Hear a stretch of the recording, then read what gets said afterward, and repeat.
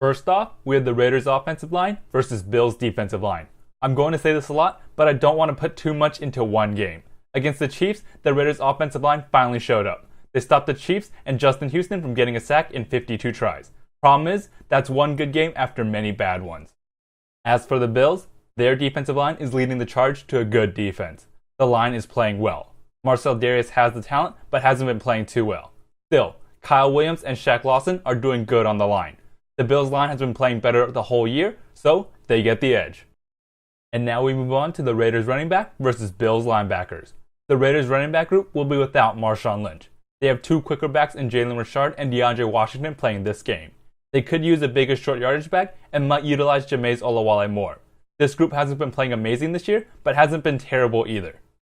The Bills are the number 7 ranked run defense for a reason. Middle linebacker Preston Brown and the crew aren't particularly talented, but they are playing well. The linebackers play their assignments well and work well within the scheme. The Raiders might be a little flashier, but the Bills are consistent. We don't know how the Raiders will play without Lynch, so the edge goes to the Bills again. We move on to the receivers versus cornerbacks. Michael Crabtree and Amari Cooper form one of the best duos in the NFL. The problem is, Amari Cooper hasn't shown up until last game. Granted, Cooper exploded for over 200 yards, but again, that's just one game. Crabtree has been a consistent weapon for Carr all season, but Amari Cooper and his game-changing talent take this team to the next level. Bills rookie cornerback Tre'Davious White is having himself a hell of a start to his career. He gave up a touchdown to Mike Evans last week, but there wasn't much he could have done since he had perfect coverage. Then, he forced the fumble to win the game. On the other side, EJ Gaines is battling injury and could ultimately be the deciding factor. I'm going to assume White and Crabtree cancel each other out. Therefore, the edge goes to the Raiders since Cooper has way more upside. Now, we move on to tight ends versus safety. Jared Cook is starting to gain Derek Carr's trust. He's slowly getting comfortable in the offense and is really taking advantage of the mismatches. He made 2 clutch plays on the final drive last week against the Chiefs. Lee Smith and Clyde Walford each have their moments and fit into the offense well. For the Bills, Micah Hyde isn't a world-beating defender, but he's versatile and does everything well. Jordan Pryor is hurting a bit, but I'm guessing he plays. This safety duo is good, but not great. Jared Cook and his amazing talent shine through and give the Raiders the edge. And lastly, for the Raiders offense versus Bills defense, we have Derek Carr versus Leslie Frazier. Derek Carr has a tendency to be a good quarterback for 3 quarters before becoming great in the 4th. When the game is on the line is when he plays his best. Hopefully, he's fully back after struggling through a 4-game losing streak. For the Bills, Leslie Frazier has this defense playing well above their talent level. That speaks volumes to him as a coordinator. The scheme isn't too complicated, but they win with execution. I don't want to give too much credit to just one game, and more specifically, one drive. Frazier has done it all year long, so I'm giving the Bills the edge. Now, we move on to the Bills offense versus Raiders defense. The Raiders defensive line is the best part of the defense as a whole. That's not saying much, but they have Khalil Mack. He single-handedly keeps the Raiders as a top unit in the NFL. There are other good pieces such as Mario Edwards Jr. on the line, but everything revolves around Khalil Mack. The Bills' offensive line is good, but not great. I personally think the success in the running game is more with LaShawn McCoy than the line.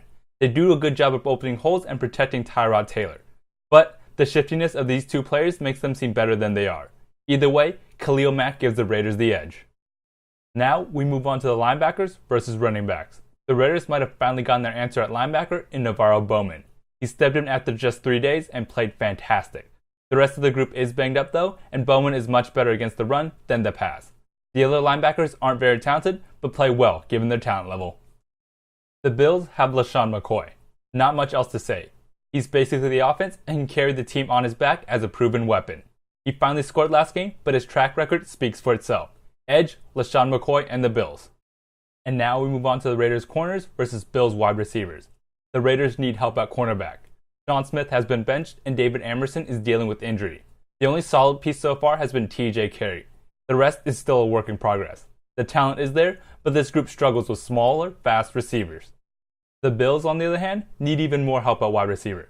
Zay Jones was amazing in college, but that hasn't translated to the pros yet.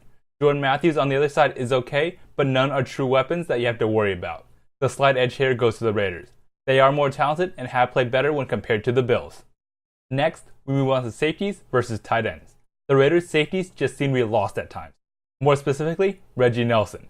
He's lost a step and always seems slow to react. Carl Joseph is playing well though as a second-year player. The problem is, he's just not big enough to cover tight ends, and Reggie Nelson isn't fast enough. Joseph excels as a run defender, but his size can cause problems. For the Bills, Charles Clay is having himself quite a year, but he is banged up. He is a mismatch for most safeties and linebackers. He's fast and is the Bills' best weapon in the passing game. Nick O'Leary has his moments and are Tyrod Taylor's most reliable weapons. The edge here goes to the Bills easy, and Clay might have a great game against the Raiders.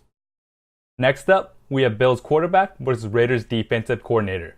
How is Ken Norton Jr. still defensive coordinator? He just doesn't put his team in a position to win. Luckily, he has a true leader on defense now with Navarro Bowman. Maybe now we can see what he can do with a true linebacker calling the plays and manning the defense. Still, he's proven he doesn't put his players in the best position to win. For the Bills, Tyrod Taylor is like most of the Bills team. Good, but nothing special. Taylor is excellent outside of the pocket and on the move. He's average as a passer overall, but has a great arm. He's a starter in this league, but not good enough to carry the offense on his own. I'm giving the edge to Taylor and the Bills here. Taylor is good, while Norton is not. Lastly, we have the head coaches. Jack Del Rio has really turned the team around since his arrival. He's a straight shooter and really believes in his team. He puts the balls in his players' hands and has them make a play. For the Bills, Sean McDermott has the team playing really well, particularly on defense. They win games by simple plans and excellent execution. However, he's only been head coach for less than a season and still has to prove himself. I'm giving the edge to the Raiders and Jack Del Rio.